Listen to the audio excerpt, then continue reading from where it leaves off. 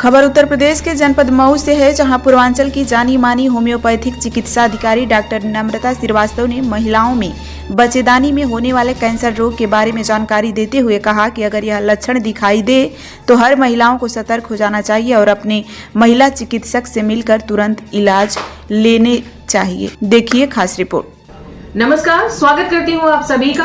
मैं हूँ डॉक्टर नम्रता श्रीवास्तव और आज आपको समझाने वाली हूँ, बताने वाली हूँ कैंसर के बारे में।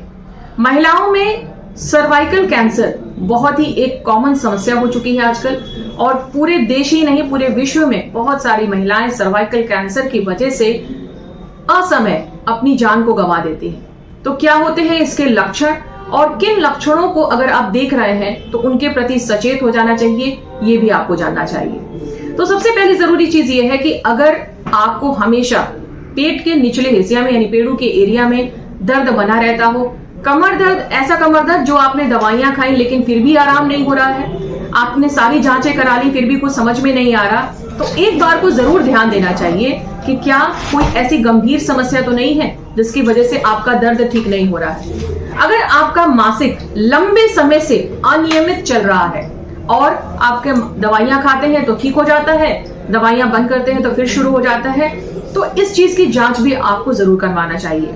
एंडोमेट्रियोसिस एक ऐसी प्रॉब्लम होती है, डिफ्यूज एंडोमेट्रियोसिस जब हो जाता है तो इससे बच्चेदानी में जो सूजन होती है इसकी वजह से क्लॉट्स आते हैं, बहुत ज्यादा मात्रा में जो है टुकड़े आने लगते हैं। ये भी एक काफी खतरनाक सिचुएशन होती है। खास तौर से 45 साल की उम्र के बाद महिलाओं में अगर इस तरह के गंभीर लक्षण देखे जा रहे हैं, उनका मासिक समय से बंद नहीं हो रहा, यानी मेनोपॉज जल्दी अचीव नहीं हो रहा है, लंबे समय तक मासिक संबंधी गड़बड़ियां चलती जा रही हैं, तो सचेत होने की जरूरत है। पैप स्मीयर टेस्ट करवाने चाहिए। इसके अलावा TVS जिसे ट्रांस वेजाइनल स्कैन कहते हैं, इसको भी करवाना चाहिए।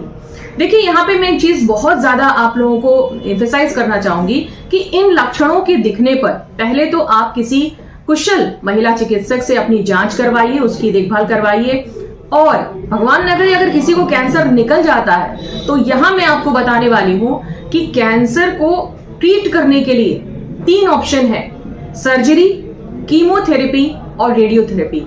यहां मैं आपको बताना चाहती हूं कि इन 3 ऑप्शन के अलावा फिलहाल अभी कोई इलाज नहीं है। सबसे पहले अगर आपको कैंसर डिटेक्ट होता है तो इन्हीं तीनों ऑप्शंस के जरिए हम इस कैंसर को बढ़ने से रोक सकते हैं।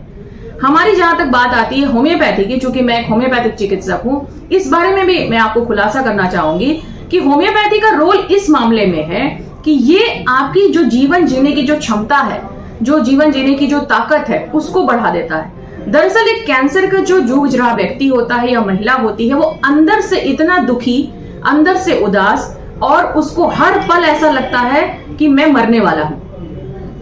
इस दुविधा से निकालने में, लगातार झड़ रहे जो बाल होते हैं उसको ठीक करने में, मानसिक जो जिस अवसाद से वो ग्रसित हो जाते हैं उससे उबरने में, और कीमोथेरेपी के जो भी इफेक्ट्स हैं उसके कम उनके बॉडी के ऊपर पड़े, कीमोथेरेपी के जो साइड इफेक्ट्स होते हैं उसको कम करने के लिए होम्योपैथी बहुत कारगर है। कई बार ऐसा भी देखा जाता है कि कीमोथेरेपी और रेडियोथेरेपी की वजह से स्किन बर्न हो जाती है, बाल बहुत तेजी से झड़ने लगते हैं, भूख एकदम गायब हो जाती है, नींद आना बंद हो जाती है, व्यक्ति की प्रतिरोधक क्षमता यानी इम्यूनिटी पावर गिरती चली जाती है। इस स्थिति में होम्योपैथी का रोल है, जहां मरीज को इस काबिल बनाया जाता है कि वो कीमोथेरेपी को पूरा कर सके।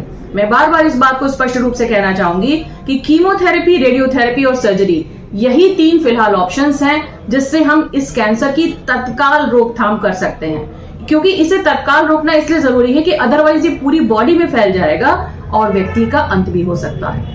इसके अलावा एक बहुत इंपॉर्टेंट चीज है कि जब व्यक्ति कीमोथेरेपी से निकल आता है, यानी कीमोथेरेपी कंप्लीट हो जाती है, तो व्यक्ति अंदर से बहुत ही ज्यादा एंजाइटी में आ जाता है, डिप्रेशन में आ जाता है, क्योंकि बाल काफी कम हो जाते हैं, व्यक्ति का जो देखने का जो होता है, उसकी पर्सनल जो कॉन्फिडेंस होती है वो कम हो जाती है।